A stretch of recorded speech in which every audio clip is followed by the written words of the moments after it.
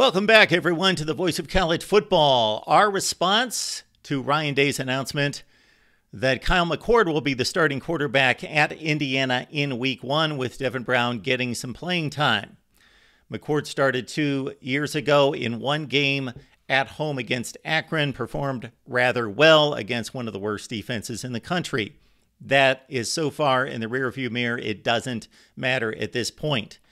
What we've been hearing throughout the spring and then into the summers that Devin Brown was playing better than Kyle McCord in practice. And I believe much of that has to do with his ability to improvise, break, contain, and threaten a defense with his legs. And that makes it appealing for any fan, any member of the media, anybody that's evaluating that quarterback position, because only one guy can play. That if one guy can threaten a defense with his legs and the other guy generally can't, and let's put Kyle McCord in the category of a C.J. Stroud. C.J. Stroud did nothing, next to nothing, of course, running the ball downfield, breaking contain, breaking the pocket, threatening the defense with his legs. Just refused to run most of the time. He showed us, though, in spots against Northwestern and then most notably in the college football playoff game against Georgia, that he was capable of threatening the defense. He can run.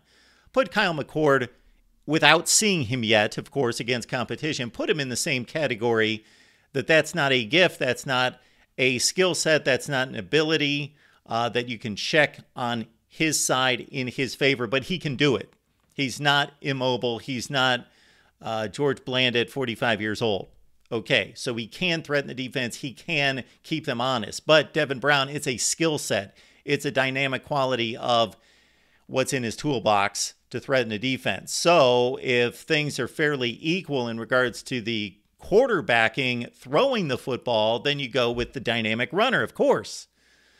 Now, Kyle McCord, it's been talked about from people that watch him in practice. Now, we've only seen him in spring games, and his last spring game was not anything notable, that impressive, not really out of anyone on the quarterbacking side for Ohio State. And unfortunately, we did not get a chance to see Devin Brown in the spring game. That Kyle McCord, despite being less than impressive in the spring game, is a gifted thrower of the football. So maybe think C.J. Stroud also in that category as well. Well, it's been reported, leaked at times that Devin Brown was gaining and had surpassed Kyle McCord. And even Ryan Day said at today's news conference that at one point Devin Brown did surpass McCord. But in the last few weeks, McCord has been more consistent. That's what Ohio State needs. They need consistency at quarterback. If they are fairly confident that the new tackles will protect the quarterback, then they need consistency at the position, of course. It's all about beyond the talent. The talent is possessed by both players, just in different ways. It comes down to leadership and decision-making on the field and being able to pull that trigger at the right time, in the right instance, and see the right things, and then pull that trigger under the gun against good competition. Not against Youngstown State, not against Western Kentucky, and who knows, maybe or maybe not against Indiana.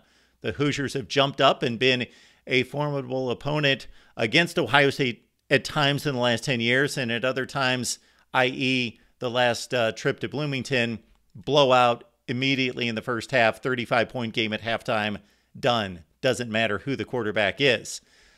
I believe that Ryan Day, if the quarterback competition is close, but McCord is truly the leader, and that's the picture he has painted. McCord's better. He's been more consistent. He's in the lead, but not substantially, that it's still fairly close, that he's making the right move. Because if that is truly what's happening on the practice field, another thing that Ryan Day accentuated today, we can only go by what's happening on the practice field. And we all know that players sometimes elevate when they hit the big stage, and sometimes they back off and they throttle down and aren't quite the player when the lights are on. So this is what we get to see. McCord, who's won the job, be the starting quarterback. But Devin Brown, who's certainly within the competition, took it to the wire and may show up in the bright lights, is given the opportunity. Best of both worlds. Ryan Day called it, again, based on the observation and the evaluation that he has told us is making the right decision, because he's giving both opportunity, but he's giving McCord the starter's call because he won the job. But we still get to see Devin Brown. And if this continues through 3 weeks, let's say they both play well, which isn't going to be any huge surprise against Indiana, and then against Youngstown State, and then against Western Kentucky, that we may see the same thing going into Notre Dame. And I'm okay with that if Kyle McCord's throwing 65-70% with a low interception rate, and Devin Brown's doing the same thing, and he's showing maybe that he's not quite as good as Kyle McCord, but he's good enough to play, to be in the game. And then also maybe he broke off a few runs that Kyle McCord is not capable of executing. Then you continue down this path. Yes, you need to have a quarterback, but think to the north. They did it 2 years ago with J.J. McCarthy coming in as an option, as a curveball, as a changeup for the defense, with Cade McNamara as the starter. Your thoughts down below on the Ohio State quarterback situation and the decision by Ryan Day. Keep in mind that we've got a watch party. How about that? That's kind of convenient for you YouTube members and also Patreon members. So either join YouTube or patreon.com/MarkRogersTV. And you can watch the game with us. We've got a big watch party coming up Saturday at 3:30 Eastern, Ohio State, Indiana headlining, but we'll be keeping our eyes on all the action right here at the Voice of College Football.